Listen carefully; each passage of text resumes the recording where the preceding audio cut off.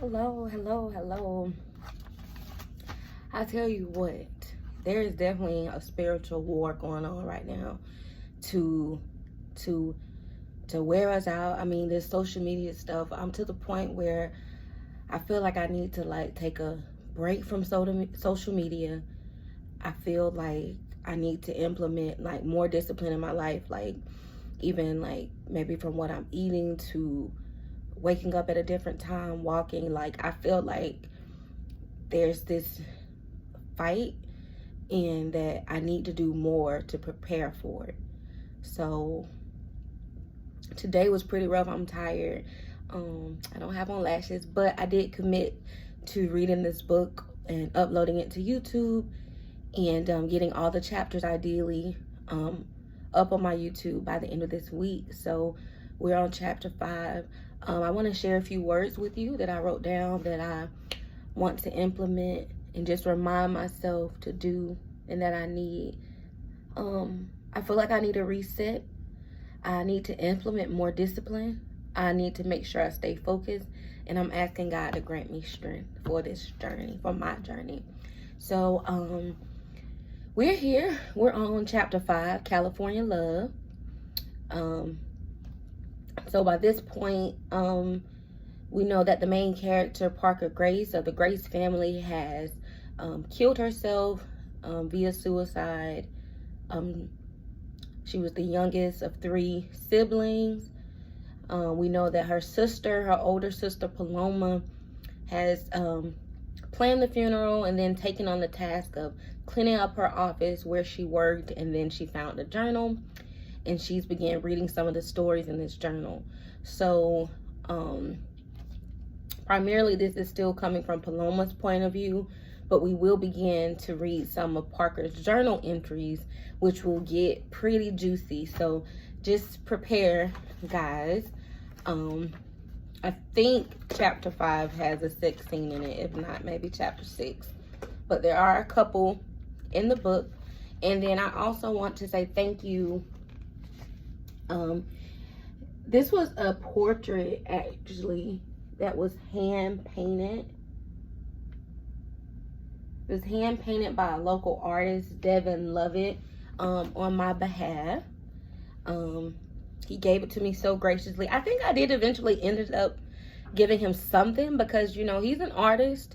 And at that time, he was just newly beginning. But when I saw that photo, when I saw the woman's face in the photo and how serene she looked and how at peace she looked, I knew that was my Parker. So I always want to say thank you so much to Devin Lovett for that portrait and my cover art.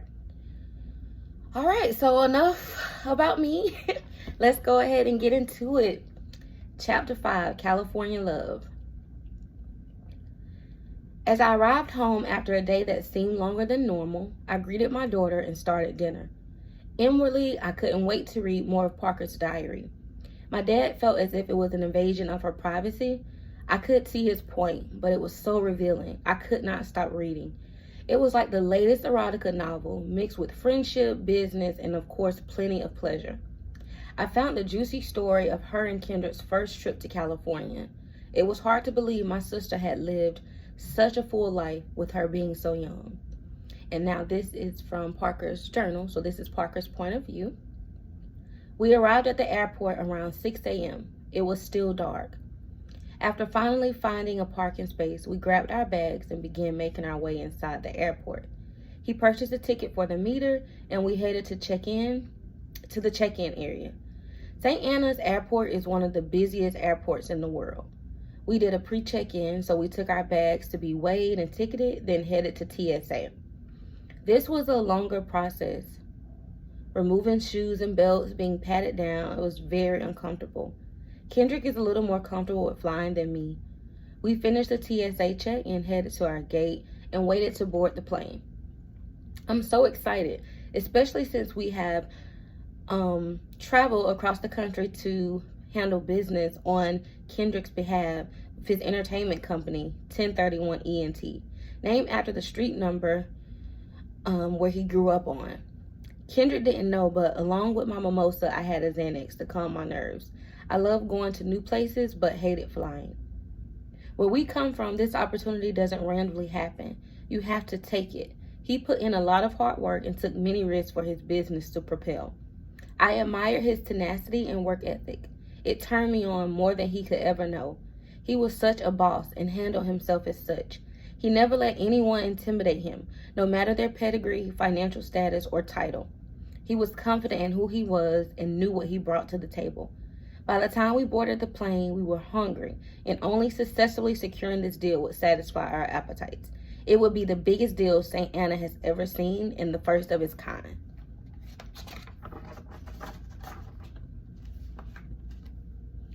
Walking on the plane, I was again feeling a rainbow of emotions, excited and nervous, very anxious. I began to think of what we would do once we landed. I could not wait to shop, eat, and drink the best of LA. I closed my eyes to pray before the plane took off. As I did this, my neighbor held my hand, an elderly white lady who seemed to have been separated from her family. "Hello, sweetheart. Do you think you can help me place my phone in airplane mode after we pray?" "Of course," I replied. She continued, "It's new and I have no idea how to work it." "Oh, it's no problem, ma'am," I assured her. The captain made his announcements as the flight attendants walked the aisle, pointing out the exits and face masks. It's a little intimidating, but thankfully I was able to relax. I literally felt disconnected from everything without having any access to my phone. It was very peaceful. There was a loud toddler seated in the front of us, but it wasn't long before I was asleep.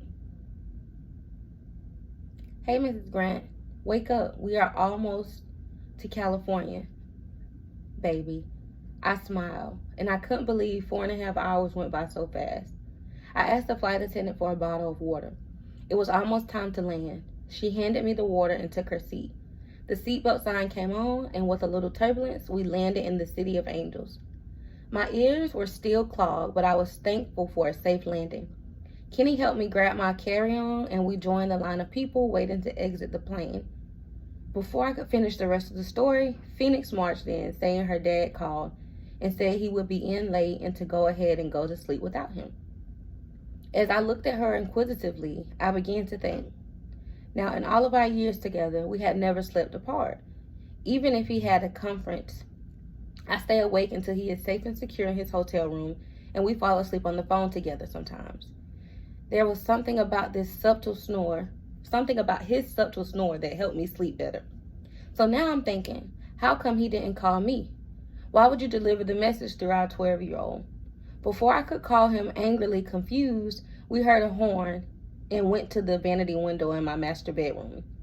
There was a shiny white car, a Porsche, in the driveway, and my husband was standing next to it.